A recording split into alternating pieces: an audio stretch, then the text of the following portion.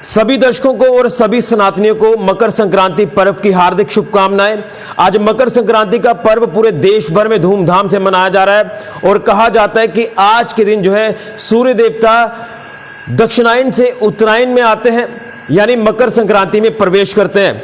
और यह भी कहा जाता है कि आज जो है भगवान को खिचड़ी का भोग लगाया जाता है और आज के दिन जो है सनातनी शाही स्नान भी करते हैं। लेकिन मकर संक्रांति का क्या कुछ महत्व है, क्यों ये पर्व मनाया जाता है, ये तमाम चीजें आज जानने की कोशिश करेंगे। हमारे साथ मौजूद हैं महंत श्री दत्तगिरी जी महाराज, जो कि सांबा के प्रसिद्ध ऐतिहासिक देवस्थान सांबेश्वर मंदिर, जिसे आप शिवद्वाला के नाम से जानते हैं, यहाँ के महंत भी हैं। तो इनसे जानने की कोशिश करते हैं। तो गुरुजी, आपको बहुत बहुत शुभकामनाएं। आज मकर संक्रांति पर्व है, तो क्या कुछ इसका महत्व है? यही कहा जाता है कि सूर्य देवता जो है वो उत्तरायण में जो है वो दाखिल होते हैं, मकर संक्रांति में प्रवेश करते हैं। और क्या कुछ महत्व है, इतिहास है, ताकि तमाम सनातनियों को ये पता चल पाए कि आखिर क्यों हम ये पर्व बनाते हैं।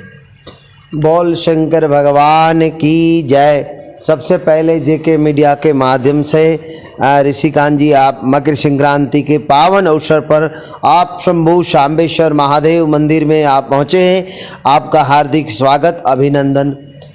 आप जी ने कहा कि आज मकर संक्रांति, तो हमारे भारतीय सनातन परंपरा मुजब सूर्य जब मकर राशि में स्थित होता है और कहते हैं कि जब सूर्य मकर राशि के अंदर प्रवेश करता है, उस दिन संक्रांति को मकर संक्रांति कहा जाता है।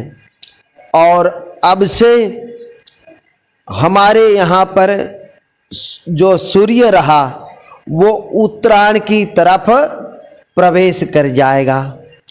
पहले दक्षिणायन था और दक्षिण से अब उत्तरायण की तरफ आ गया।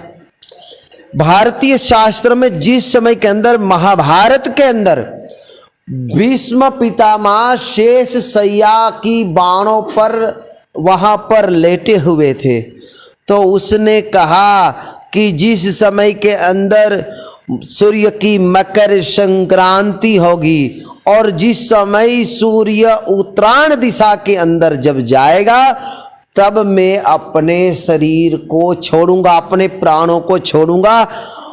तब तक 6 महीना उन्होंने अपना जीवन जो रहा उस बाणों के अंदर कष्टमय जीवन में उन्होंने सजीवन रखा। तो हमारे भारतीय संविधान और भारतीय हमारी सनातनी परंपरा में आज का दिन इतना बड़ा महत्व है कि आज के दिन लोग राधा कृष्ण, भगवान गणेश जी, भगवान भैरव जी, माता वैष्णो के अनेक धर्मराज जी को तिलक लगा के और साल भर की संक्रांति में उसकी पूजा अर्चना और जिसको डोगरी में ब्याह बोलते हैं लगाते हैं। आज के ही दिन जो हमारे यहाँ पर नई फसल के चावल आते हैं, तो हमारे यहाँ पर एक हिंदू शास्त्र धर्म में हमारे कहा गया कि पहले जो भी वस्तु आ जाएगी वो देवता को अर्पित की जाएगी। तो आज के ही दिन खिचड़ी का भोग लगाते हैं और उस भोग लगने के पश्चात लोग नया चावल ग्रहण करते हैं। लेकिन गुरुजी, जानना चाहूंगा कि जिस तरह से ये जो पर्व है ये पूरे देश भर में तो धूमधाम से मनाया जाता है और आज के दिन शाही स्नान भी जो है वो सनातनी करते हैं, तो इसके पीछे की भी मैं चीजें जानना चाहता हूँ। देखिए, जिस समय के अंदर जब समुद्र मंथन हुआ और समुद्र मंथन के अंदर अनेक रत्न, ऐरावत हाथी, अमृत, जहर, उच्चस्वा घोड़ा, लक्ष्मी, अनेक वस्तुएं समुद्र मंथन में जब मिली, जो अमृत मिला, तो वो अमृत को कहने लगे कि जब देवता लोग अमृत को लेके वहां से जब निकले, अमृत के कलश को लेके, तो उसके पीछे दैत्य लोग वहां पर रहे पीछे पड़ गए। उस अमृत के रहे कलश, उस अमृत के रहे वहां पर उनकी कुछ बूंदे हमारी पवित्र नदियों में गिरी, जैसे कि हमारे गंगा जमुना और सरस्वती का संगम जहाँ पर हम लोग जाते हैं, और माघ मेले का आज शाही स्नान होता है, जहाँ पर हम लोग प्रयागराज, हरिद्वार, नासिक, त्र्यंबकेश्वर इन क्षेत्रों में उस पवित्र नदियों में उनकी वहाँ पर अमृत की बूंदें गिरी। तो जिस समय दैत्य लोग भगवान को कहने लगे और मनुष्य लोग वहाँ कहने लगे कि भाई हमको तो अमृत मिला नहीं, अमृत का जो कलश भरा था वो तो देवताओं के पास था, और सारे लोग इतने कोई दान पुण्य वाले तो थे नहीं, सारे लोग इतने धर्मात्मा तो थे नहीं कि सबको अमृत मिले। तो भगवान ने कहा कि जो इस समय में साल में जो ये मकर संक्रांति का दिन आएगा, माघी पूर्णिमा का दिन आएगा, बसंत पंचमी का दिन आएगा, इन दिनों के अंदर, इन जिस समय के अंदर, त्योहार के अंदर जहाँ पर गंगा जमुना सरस्वती नदी में जो स्नान करेगा उसको अमृत में स्नान करने का फल मिलता है और प्राप्त होगा। इसलिए हमारी मान्यता है कि इन संक्रांतियों पे ज़्यादा से ज़्यादा हमको स्नान करना चाहिए, जिससे उस स्नान करने का हमको पुण्य मिले।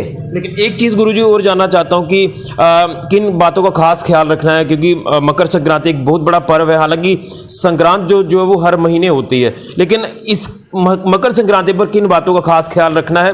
और एक चीज़ आखिर में और भी जानूंगा, लेकिन सबसे पहले ये चीज़ आप बताएं। देखिए, मकर संक्रांति साल की 12 संक्रांति है।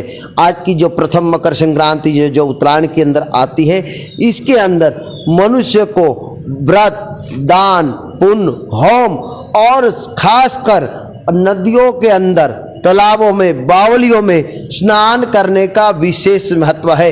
आज के दिन मनुष्य को इन पवित्र नदियों में स्नान करने से अपने जीवन के अंदर अनेक पुण्य के वो भागी बनते हैं। इसलिए मनुष्य को स्नान करना चाहिए, दान करना चाहिए, होम हवस यानी कि हवन यज्ञ करना चाहिए। और जो लोग इस इतनी कमकमाती ठंडी में जो जहाँ दाएं बाएं रह रहे, उनको गर्म वस्त्रों का भी दान करना चाहिए। क्या हम ये कह सकते हैं कि मकर संक्रांति के बाद जो मौसम बदलना शुरू हो जाता है? हाँ जी, जिस समय के अंदर जब सूर्य मकर राशि में स्थित हो जाएगा और आज महाप्रवेश हो जाए, आज के बाद धीरे धीरे सर्दियों में फर्क पड़ना शुरू हो जाता है और उसके बाद ग्रीष्म ऋतु प्रारंभ हो जाती है। यानी कि कहा जाता है कि मकर संक्रांति के बाद सर्दी में फर्क पड़ना शुरू हो जाता, सर्दी कम होती है। बिल्कुल, बड़ा अच्छा आपने संदेश दिया। तो गुरुजी जी आपका बहुत बहुत धन्यवाद, आपने तमाम विस्तार से बातें रखी, आपका बहुत बहुत धन्यवाद हम करते हैं। तो आप यहीं रुके। तो ये थे हमारे साथ श्री महंत दत्तगिरी जी महाराज, जिन्होंने आज मकर संक्रांति के पर्व को लेकर भी कुछ विशेषताएं बताई, महत्व बताया कि क्यों ये पर्व मनाया जाता है। सूर्य देवता उत्तरायण दिशा में आते हैं, मकर संक्रांति में प्रवेश करते हैं। आज के दिन आपको दान पुण्य करना चाहिए और नई फसल जो है वो भगवान को चढ़ाई जाती है, जिसमें आप कह सकते हैं कि खिचड़ी का भोग जो वो भगवान को लगाया जाता है। तो आज जो है वो मौसम जो है वो बदलना आप ये कह सकते हैं कि शुरू हो जाता है। ये हो गया मकर संक्रांति की विशेषताएं, जो तमाम सनातनियों को अगर नहीं पता तो उनके तक ये विशेषताएं हम पहुंचाने की आज कोशिश कर रहे थे। तो हम आपको सभी सनातनियों को, सभी देशवासियों को मकर संक्रांति पर्व की हार्दिक शुभकामनाएं देते हैं। ऋषि खजूरिया, जेके मीडिया के लिए।